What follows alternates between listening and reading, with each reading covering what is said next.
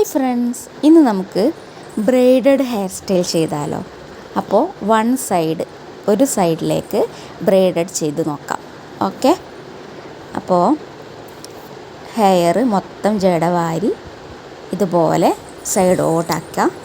നിങ്ങളിപ്പോൾ side ചെയ്യുന്നവരാണെങ്കിൽ side ചെയ്യുക. ഞാൻ ഇന്ന് സെൻറ്ററിലാണ് എടുത്തിട്ടുള്ളത്. എന്നിട്ട് ഒരു ബുഷ് കെട്ടിക്കൊടുക്കാം.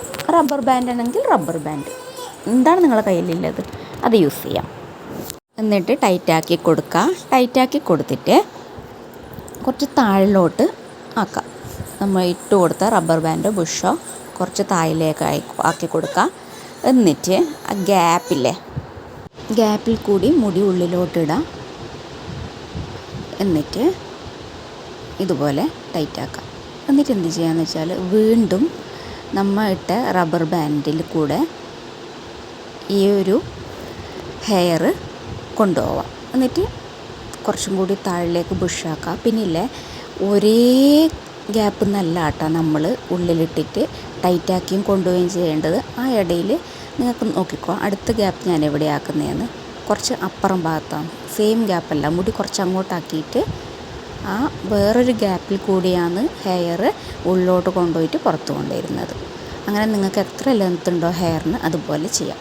കണ്ടില്ലേ, അടിപൊളിയായില്ലേ. ഈ ചൂടത്തൊക്കെ നല്ലതാണ് ഇങ്ങനെ ഒരു ഹെയർ സ്റ്റൈല്.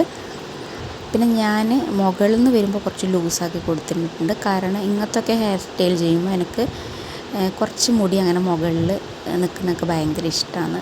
വേറെ തന്നെ ഒരു ക്യൂട്ട് ഹെയർ സ്റ്റൈലാവും. അതിന് വേണ്ടിയിട്ട് ഇങ്ങനെ ചെയ്യുന്നത്. ഇനി നമുക്ക് അടുത്ത സ്റ്റൈൽ നോക്കാം. അടുത്ത സ്റ്റൈൽ എങ്ങനെയാണെന്ന് വെച്ചാൽ, ഞാൻ പോണി ടെയിലാണ് ആദ്യം കെട്ടിക്കൊടുക്കുന്നത്. ഇതും കെട്ടി വെച്ചിട്ടുള്ള ഹെയർ സ്റ്റൈലാണ് കേട്ടോ. ഇപ്പോൾ ചൂടല്ലേ, അപ്പോൾ ചൂടുകാലത്ത് ഇതുപോലെയൊക്കെ ട്രൈ ചെയ്യുക. പുറത്ത് പോകുമ്പോൾ കുറച്ച് വെറൈറ്റിയും ആയിരിക്കും, ചൂടെടുക്കില്ല. ഈ സമയത്തൊന്നും മുടി കഴിച്ചിട്ട് എന്തായാലും പോകാൻ പറ്റില്ല. പക്ഷേ എനിക്കുണ്ടല്ലോ, എവിടെ പോകുന്നെങ്കിൽ കെട്ടി വെച്ചാൽ ഒരു ചേരാത്ത പോലെ. അതുകൊണ്ട് ഞാൻ മിക്ക ദിവസങ്ങളിലും, അതായത് ആണ്ടിന് സംക്രാന്തിക്കേ പോകാനുണ്ടാവും, ആ സമയത്ത് മുടി അഴിച്ചിട്ടേ പോകാറുള്ളൂ. കെട്ടി വെക്കുന്നത് എന്തോ ഒരു ഇഷ്ടമല്ലാത്തൊരു പോലെ എനിക്ക്.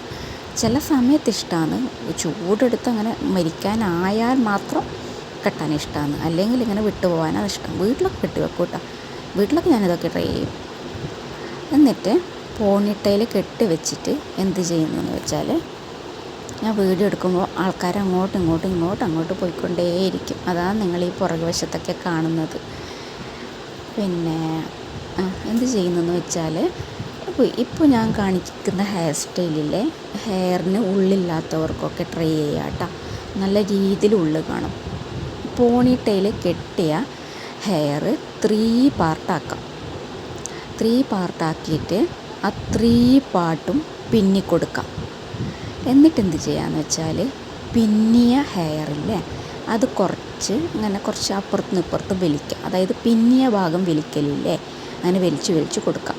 ഞാൻ പിന്നുമ്പോൾ നിങ്ങൾ എൻഡിലെത്തുമ്പോൾ കണ്ടോ, എൻഡിൽ വിട്.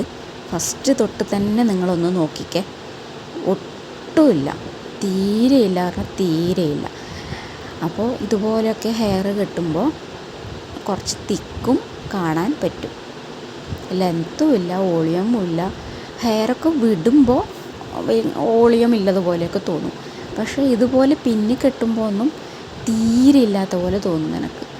ഞാൻ കുറച്ച് വോളിയം കാണട്ടെ എന്ന് വിചാരിച്ചതാണ് സ്ട്രെയിറ്റനിങ് ഒഴിവാക്കിയിട്ട് ഓളിമൈസിങ് ചെയ്തത്. ഓളിമൈസിങ്ങിലും കെട്ടുമ്പോൾ അങ്ങനെ തന്നെ ഒന്നും കാണുന്നില്ല. ഇപ്പോൾ എൻ്റെ മനസ്സിൽ തോന്നുന്നത് ഓളിമൈസിങ് ഒന്നും കൂടി ചെയ്തിട്ട് സ്റ്റെപ്പ് കെട്ട് കൊടുത്താലോ എന്ന്. എനിക്ക് എന്താണെന്നറിയില്ല, ഈ മുടി ഇപ്പം നീരൂട്ടിയില്ലേ, റീൽസൊക്കെ ചെയ്യുന്ന നീരൂട്ടി, അതുപോലുള്ള ഹെയർ ഭയങ്കര ഇഷ്ടമാണ്. എന്താണെന്നറിയില്ല, ഇനി ആ ഇഷ്ടം മാറാൻ ചിലപ്പോൾ എൻ്റെ ഇഷ്ടങ്ങൾ മാറിക്കൊണ്ടേയിരിക്കും.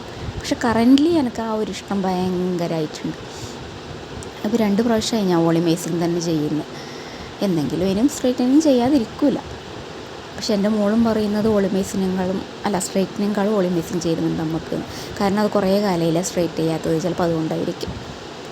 അപ്പോൾ 3 ഭാഗവും ഞാൻ പിന്നി കൊടുത്തില്ലേ, എന്നിട്ട് ആ 3 ഭാഗം വീണ്ടും പിന്നുന്നുണ്ട്. അതായത് 3 സെക്ഷൻ വേറെ പിന്നിട്ട് ആ 3 സെക്ഷനും ഒരുമിപ്പിച്ചിട്ട് വീണ്ടും പിന്നുന്നുണ്ട്. കണ്ടില്ലേ? എന്നിട്ട് ഞാൻ ബാക്കി ആ ബുഷ് ഇട്ടിട്ട് ബാക്കി ഭാഗം ജസ്റ്റ് ഒന്ന് അയച്ചു കൊടുക്കുന്നുണ്ട് കേട്ടോ. പിന്നെ നമുക്ക് ആവശ്യമില്ല, മോൾ ഭാഗം മാത്രം മതിയല്ലോ. എന്നിട്ട് മോൾ ഭാഗത്തെ പിന്നിയ ഭാഗം നിങ്ങൾ ഒന്ന് വിടർത്തി കൊടുക്കുക. നല്ല ഭംഗിയായിരിക്കും കാണാൻ വേണ്ടിയിട്ട്. ഇനി ഒന്ന് ഇതുപോലെ നിങ്ങൾ ട്രൈ ചെയ്യുക കേട്ടോ. എന്നിട്ട് പിന്നിയ ഭാഗത്തെ ഹെയറൊക്കെ കുറച്ച് വിടർത്തി കൊടുക്കുക. പിന്നിയ ഭാഗത്ത് കൊടുക്കണേ. അപ്പോൾ ഇത്രയ്ക്കുള്ള ഇന്നത്തെ വീഡിയോ. ടാറ്റാ.